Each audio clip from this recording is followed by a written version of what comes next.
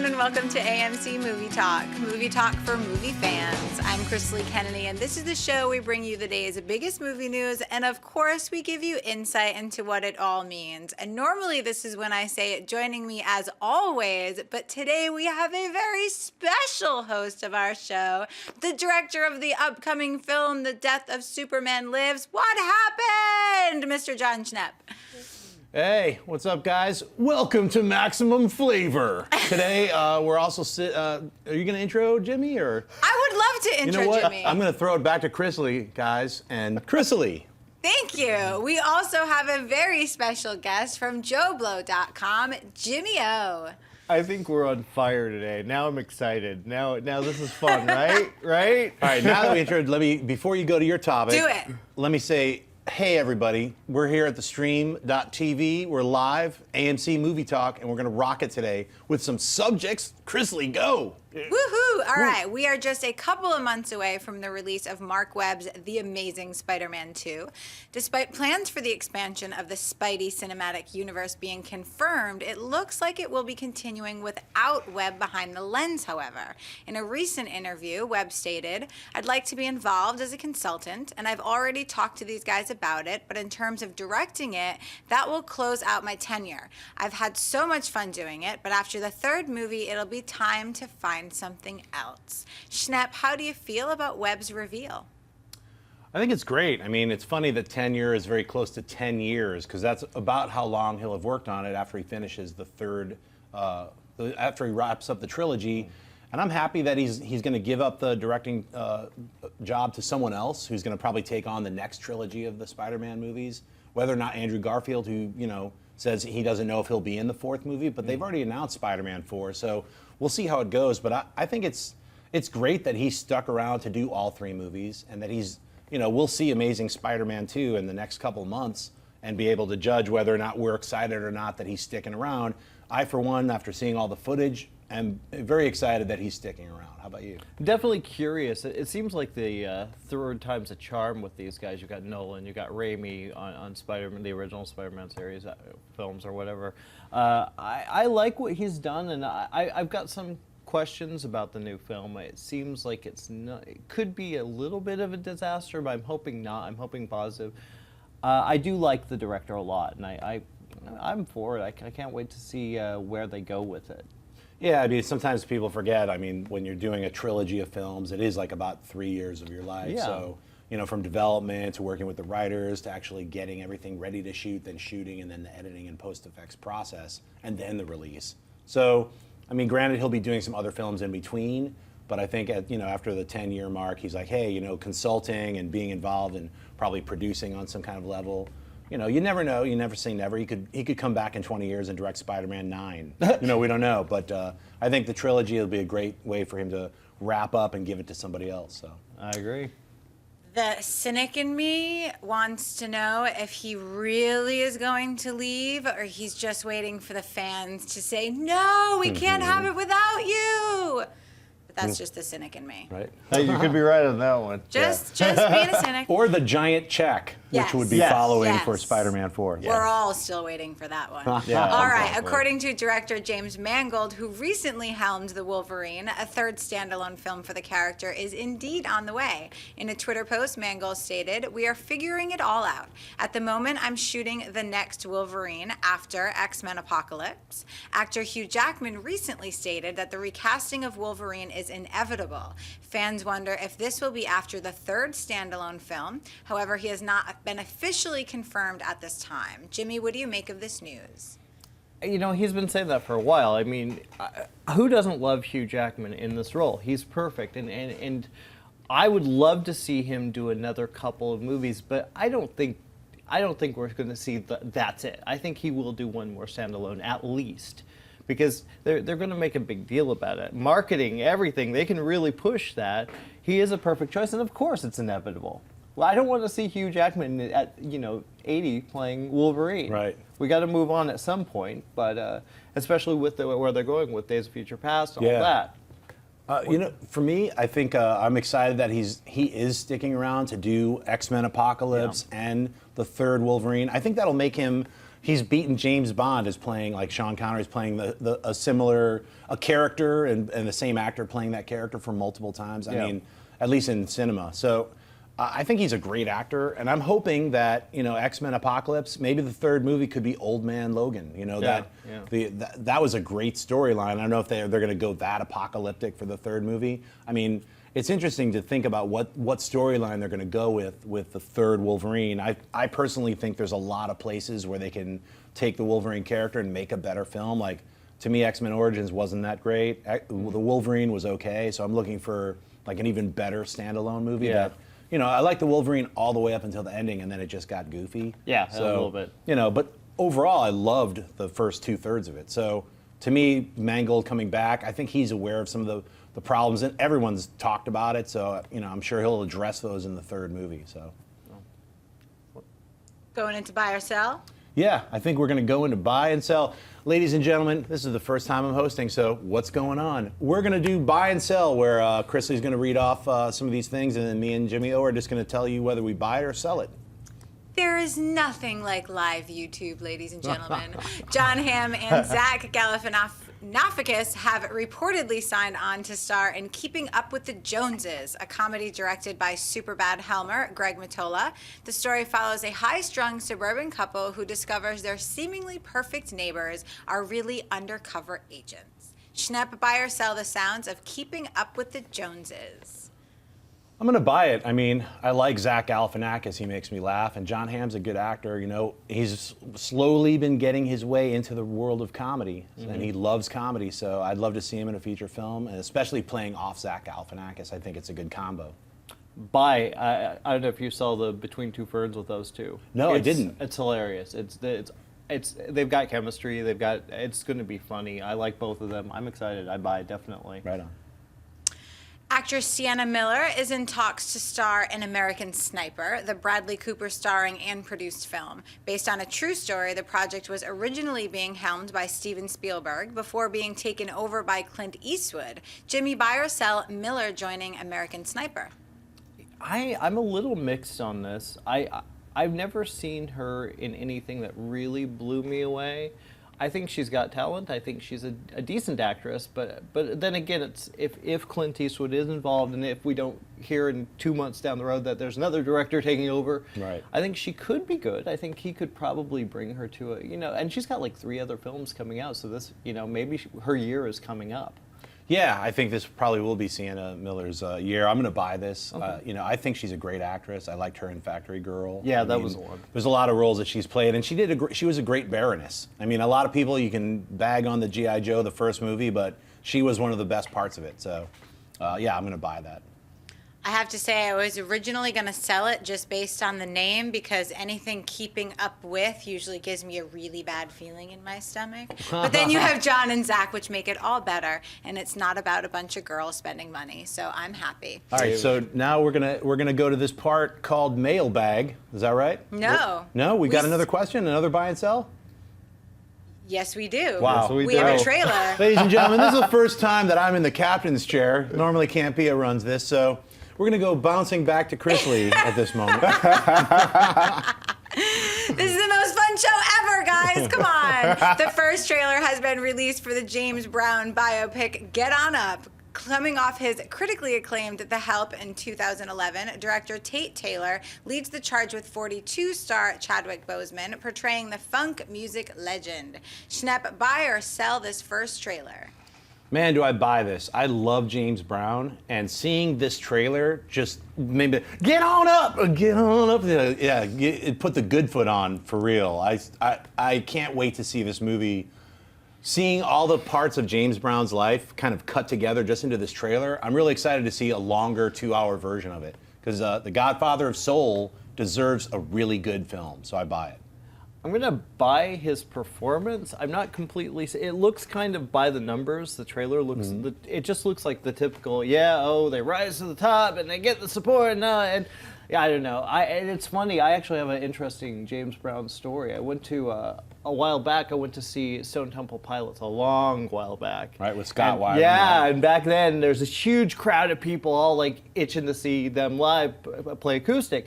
James Brown was at a hotel, and he starts walking in, and no one was noticing him. He was trying to hide himself. No one was noticing, and he realized no one was noticing him. He's like, "Hello, everybody!" I was like, "That guy's cool. Wow. That guy's badass." He was awesome. But I want to like it. I guess, a slight somewhere in between by itself. Yeah, I think the trailer, it does have a little bit of that, like, I'll hear those important moments. There's the right notes. But you know what? I mean, spread out throughout the whole film, I'm hoping that there is a medium ground level where it's not just all those like big highlights. Great So, music. Yeah. That's what I'm looking forward to. Yeah. I want to start every morning with a trailer like this because I was literally dancing through the entire trailer. And I loved Chadwick in 42, by the way. I thought he was amazing. And when I saw this trailer, it felt a little bit like a more exciting Ray with Jamie Foxx. Yeah. Like, Ray was a great movie, but it was a little bit darker. This one looks like it's going to be a little bit more fun to watch, so I'm super excited about it. I buy. Now we can go into mailbag, John Schnepp. Yeah, let's do mailbag. All right, mailbag, mailbag. All right, our first writer is Bradley DeSartis, who says, "Hey AMC, I can't get enough of your show. Since the DC animated universe was very popular back in the 90s and 2000, would it be a good idea if WB used Bruce Timm, the mastermind of the DCAU, as a consultant for their DC movie universe? I think having Bruce Timm involved in the project will help ease the minds of DC fans who are skeptical after the pushback of Man of Steel 2's release date." Well, you know, I think Bruce Timm does an incredible job in the animation world of Warner Brothers. I don't know if he necessarily would be the best guy to get to to oversee the live action universe. I think they have David Goyer and Zack Snyder kind of firmly in place with Nolan kind of floating around in there. I think that team is responsible for what we're going to be seeing for the next like 8-9 years. And I feel pretty confident about it. I think Bruce Timm is where he needs to be, and helming. He oversees all of the animated films, all the animated movies and series at Warner Brothers. Which people love. So, Yeah, and he's been doing that for like the last, I think, almost 20 years, since the Batman animated series. So I would not want to take him away from overseeing what he does great, animation. So that's how I feel about it.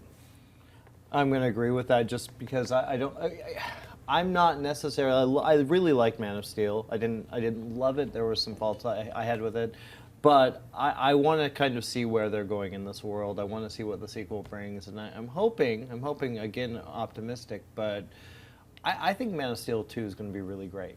I really do. I have a feeling. What about you? Ready for the chat boards to explode? I did not like Man of Steel. I know you did. I did not like Man of Steel. It bored me. There were parts that I loved. So at this point, the pushback of Man of Steel 2, I'm just like, whatever. Marvel, keep bringing me the films. I feel so safe with Marvel films because I go in and I get so excited about them. And maybe bringing Bruce Timm would help DC a little bit because they surely need it, in my opinion. Chris So- Lee, all I could say is about Man of Steel, it's okay to be wrong. So I'm not mad at you. It's all right that I you're just wrong. wanted to tell you, John, I'm never wrong, by the way. We'll leave it at that right now. Isaac Belcher writes, "Greetings and salutations, awesome movie crew. In 2013, the summer was filled with action blockbusters like Man of Steel and The Wolverine. While I enjoyed these, the summer movies that stuck with me and made it to the top of the movies that year were The Way, Way Back and The Spectacular Now. Movies like these are not recognized enough in the summer and forgotten about by award season. Do you think, sorry I'm having to scroll down, that the independent summer movies could ever become popular like summer blockbusters or be considered for awards come award season?"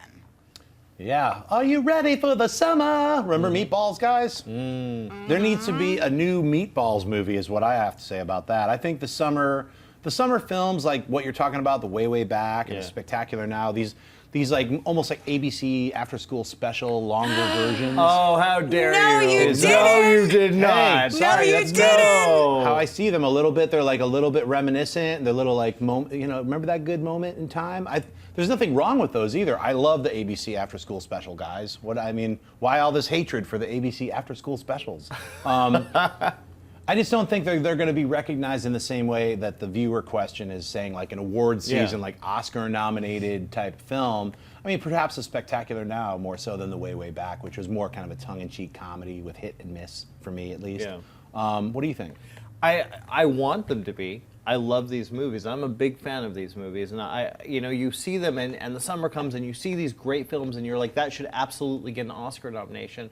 And then all the big push, it's so political. All the big movies come out at the end of the year. That's the ones they remember. That's the one that's pushed down on them. I would have loved to see Spectacular Now get something. Sure. I mean, a lot of these films, too, even follow the same storyline. Like I was saying, Meatballs, the way back is actually like a Meatball-style story. Like an awkward, strange kid doesn't fit in. He gets hangs out with the camp counselor. It's the same kind of story with way back. Becomes cool at the end. So, I mean, those kinds of stories follow a very strict formula and henceforth don't really break out into any kind of Oscar nomination. So it's usually whether it's a good summer film or not. It's like, that's how I look at it. The chat board is now blowing up. I am not a fan favorite in there right now for my Man of Steel comment. Hopefully I'll redeem myself with this. I think when you're talking about movies like The Way Back and The Spectacular Now, those are not movies that everyone is going to like or appreciate. Those are the movies that only certain kind of people are going to like and appreciate. Me, for instance, The Spectacular Now was one of my favorite movies last year. I thought Miles Teller was probably the best I've ever seen him, and it showed a different side of him, and it was just a really great story. But when stories go dark like that, I think people don't have fun with them, and that's why people forget about them. But when you look at August Osage County, who was also a little bit of a darker film, had bigger names, that was remembered come award season. So I really think it depends on not only the movie and the subject matter, but the casting to be remembered through award season. Mm-hmm. Just my opinion. And I know that I've been telling you guys we're taking questions live via Twitter today, so I hope you guys are sending me some questions in. And it looks like we do have a couple. Susanna Luna says, I loved Captain Phillips and Barkat Abdi's performance in it, but even with the Oscar nom, do you think his career will continue? Well, didn't I just hear that he was like broke or something Yeah, recently? Yeah. Unfortunately, we're hearing that he was broke at the Oscars. They had to actually rent his own suit, and then he had to return it. I think a lot of his publicist was also kind of saying, "Hey, he only got $65,000, and the movie made like $140 million." I mean, those kinds of things happen because it's what's called a contract, and you sign it, and you're an actor, and you get this certain amount of money. I mean, getting $65,000 when you're an unknown actor to play, a role across from Tom Hanks is a pretty cool deal. It's up to you to then negotiate your next movie, which I think he just got cast in a new movie. Mm-hmm. I mean, I think someone just cast him. So as far as I know, I'm pretty sure he's not as broke as he was maybe 3 weeks ago. I think he might have a check in the bank, and it's up to what his second film is going to be. Is he going to hit that sophomore slump with his second movie, or is he going to bust out and get a second Oscar nomination, which will only, if not even Oscar nomination, just play a better or bigger character or a different type of character than he played in Captain Phillips. So it's really up to him. So, I mean, nobody wants to hear if somebody's broke or not. That's always a bummer, especially if they're in the public eye. So I'm hoping that, he scored that other role. What do you think? He also has a little bit of a unique look, and I don't know about you, but Hollywood has a very narrow view of how they place actors. Right, so, right. I mean, look at Gabriel from Precious. Right. She's managed to kind of find her niche. A book by Sapphire. Yeah, exactly.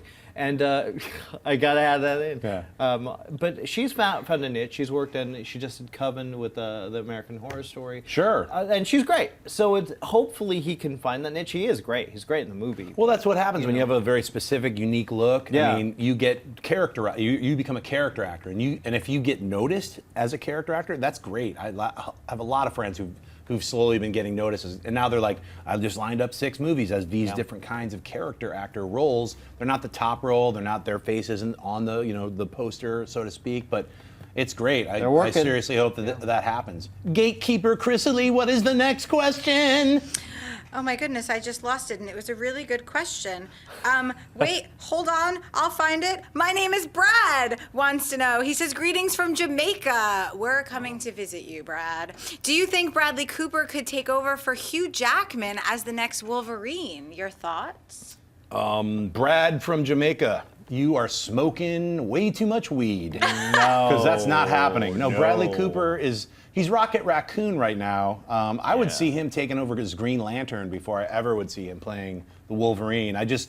he's just not, at least for me, not personally, like even in the top 10 of Wolverine picks as taking over. How about you? Not at all. Not at all. I mean, he doesn't have the machismo that Hugh Jackman has. He doesn't have that at all. I like the Green Lantern. One of those not so built characters, maybe. Right. Or just like that super intensity that Hugh Jackman has brought to the character. Now you have to either go the total opposite way, which wouldn't work for Wolverine, or bring someone with that kind of same intensity. So, and like we said, who has the talent to back it up? Yeah, we don't want to see Hugh Jackman leave for at least. Come on, Hugh Jackman, you can do Wolverine for at least the next 6 years. You got X-Men Apocalypse, you got the third Wolverine.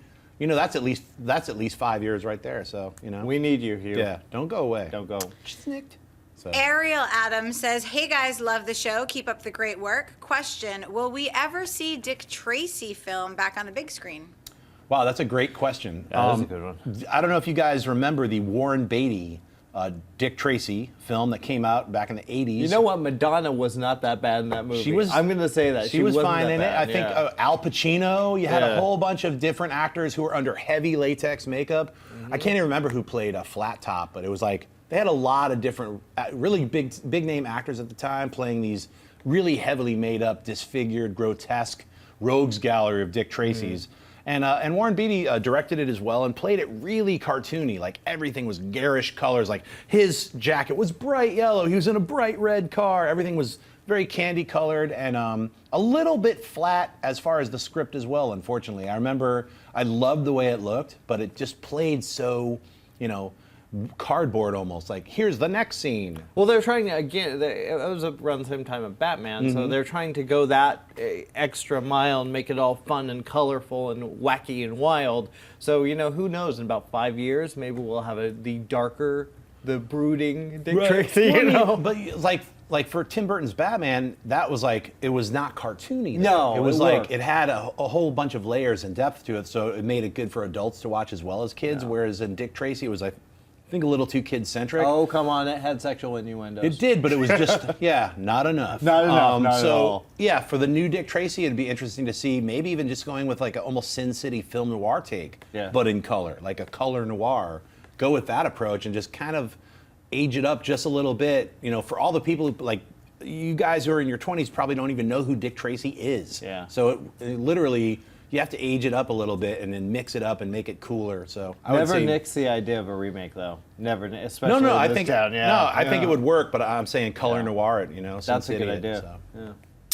We were just talking about this before the show about movies being too long. So Shejito wants to know, hey guys, love the show. What's the problem with making a movie 3+ hours? The Dark Knight Rises could have benefited from that. What are your thoughts?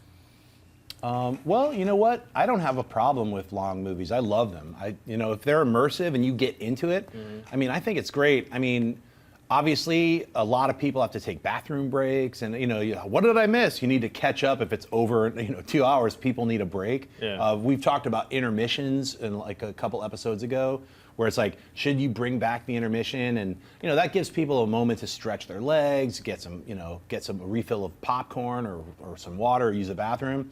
I don't think that's a bad idea for a film that is breaking the 3-hour mark, to build in an intermission. I mean, obviously that builds in more time for the theaters, which is bad for theaters. So it's a monetarily bad thing just to break that 2-hour mark. So I don't know. I mean, I think if a movie is 3+ hours, I mean, maybe add a couple bucks onto the ticket price would be my suggestion, so that then everyone's happy with the longer stay film type of thing. So. I have no problems with movies necessarily being long, but sometimes it does seem like a lot of movies lately are a little bloated, just to show what they can do. Just to, like we can't talk about the film we were talking about, but there's a certain film coming out that it feels like a half hour too long, and you're just like, okay, we get it. They're training, yeah, we get it, and it doesn't really work. But I don't know if I like the idea of intermission. To me, it just kind of takes me out of the movie. I don't like it. They used to do that back in the day. Right. Gone with the Wind had the intermission. I don't know if this is a long time ago, man. Right. No, all I'm saying is intermission does give you that break. But I mean, I like to I will sit through the whole 3-hour movie. Yeah, I don't want me to take too. a break. So, but for the general audiences, it seems like they're like, oh my God, it's 2.5 hours. So I guess I would suggest, hey, if you have a blockbuster film, try to keep it at 215, 220. I mean, that's Not going just to happen. I know, but use that, leave that extra hour for the director's cut that goes, on video and DVD and all that stuff. So, yeah, if you have a 3-hour movie, that's just how it is. People are gonna, want to take a break, so that's how it is. Yep. Victor M. Shaw says, and I know we've talked about this before, but we haven't heard anything about it yet. So, will we ever see a sequel for Pacific Rim? Well, we know that Guillermo is, and I believe it's Travis, are writing the screenplay right now. So Yeah. to go ahead, the green light has been given to write a sequel to Pacific Rim. I've got to bet my money that we are going to see a sequel to Pacific Rim, especially if Godzilla is a giant blockbuster. Because that movie, we know now that Godzilla is fighting at least 2 other giant monsters. Pacific Rim is all about robots versus giant monsters. So, I mean, who's to say that we couldn't have a Pacific Rim versus Godzilla team up? Money talks. So we'll see. I would love to see a Pacific Rim 2. What do you think? Me too. I was a fan of the first one. I get some of the complaints. I mean, it was basically like a big Godzilla movie. That's all it was. So if the other one does well, yeah, sure. But I don't know if I want to see a versus yet, though. I actually would rather see them kind of delve more just into the history of Pacific Rim before I see a versus. I think they'd need to. I don't think right now doing a versus would be the right idea. Right. But maybe in a couple films, yeah. Yeah, or the third film. Yeah. I think they, exploring where those aliens came from, maybe going to their weird, nebulous, strange, altered dimension just to make sure they're done, so they can't come back. Yeah. I mean, that's kind of what I'd see the sequel being. So. Absolutely. Trevor Paul wants to know, with Need for Speed doing just okay, do you guys have faith in Assassin's Creed and other video game movies going forward? Most definitely. I think, the call out right now is like people trying to do quality films for video game adaptations. And I think Need for Speed is a quality film. It's a great film. Whether or not it's doing great at the box office doesn't make it any less of a good film in my eyes. So I think you have a Fassbender in charge of Assassin's Creed. He's not only producing it, he's bringing on a lot of talent that he's worked with as a producer, and he's the main star. So I think Assassin's Creed is a film to look forward to just as a film, let alone a video game adaptation. What do you think? I'm really looking forward to it. I hope it's not another Max Payne, which I Right, didn't even hate Max Payne. I thought it had really good moments in it, but I think again, Fassbender is really talented, and I think we discussed this last time.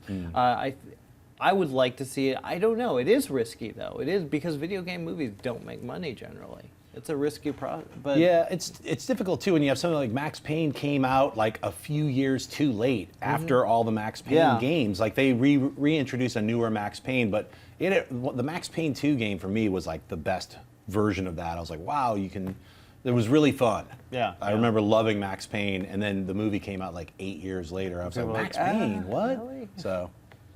I think we have time for one more. So Lonely Sons wants to know, will we ever see a Luke Cage or a Heroes for Hire movie?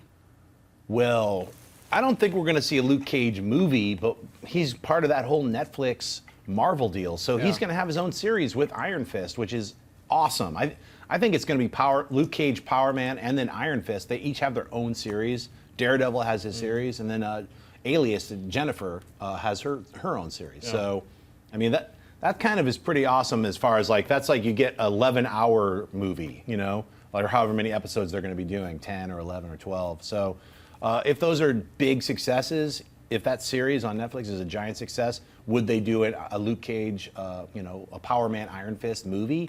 Possibly, but we have to see how the series goes first. I think both Marvel and DC are being kind of smart with their second-tier characters and throwing them on TV first, just to gauge the audience response. Arrow's been a big hit. Now you see Flash showing up. So we'll see how that all works out with the Marvel television world. We've seen Agents of S.H.I.E.L.D. and how they start to introduce Sif and all these other characters now. You have Deathlock is now in there. So it'll be exciting to see that. So is that it? We're wrapping up? That is it for live questions. Guys, we are done today. Thank you so much for hanging out with us here at AMC Movie Talk. I'm hosting it today, so it's a little stumbly, so you'll have to forgive me. I'm really happy to have Jimmy O as my guest today. Jimmy, where can people find you? I'm at Jimmy to the O on Twitter and Facebook. And if I can, plug something. Next, not the 29th of this month, if you're in LA, we are doing Flicks for Fans, and Arrow in the Head is hosting Lethal Ladies of Horror Film Fest. We're going to have Christine, the Stephen King film. The Car's going to be there. Some of the stars possibly of the movie are going to be there. We're going to show Drag Me to Hell. Lorna Raver's going to be there. And we're showing Night of the Comet, the 30th anniversary, one of my favorite films ever. The stars are going to be there. Kelly Maroney, Catherine Mary Stewart. March 29th, the Crest Theater in LA. You can keep following me, and I'll be posting a whole lot about it. Yeah, That sounds great. it's going to be amazing. So, Chris Lee, where can people find you? You guys can find me on Twitter and Instagram at Chrisley, and check out my movie blog, which is finally starting up again, The Movie Chick. Yay. Awesome. So everyone here at the Stream.tv, we all wish you a great day, and I'll be seeing you in the next week. I'm out of town for the following week, so doing some fun shooting, which I can't announce what I'm doing. So you'll just have to follow it later. You can find me at Twitter and Instagram, John Schnepp, and you can just subscribe to AMC Movie Talk, AMC Movie Theaters. Click the subscribe button that's been floating down there, in this general area, or it's on your YouTube channel, wherever you're going to see it. And subscribe and become a member, so you can find it'll just show up in your box and you can watch it. So thanks again, everybody, and let's go to Erin doing her thing. If you like this video, be sure to give it a thumbs up, and don't forget to subscribe to AMC Movie News on YouTube. It's free and a great way to stay updated with all the latest movie news, and check out our daily show, AMC Movie Talk. Also, don't forget to check us out on Facebook and Twitter to stay in the loop for our special prizes, giveaways, and contests.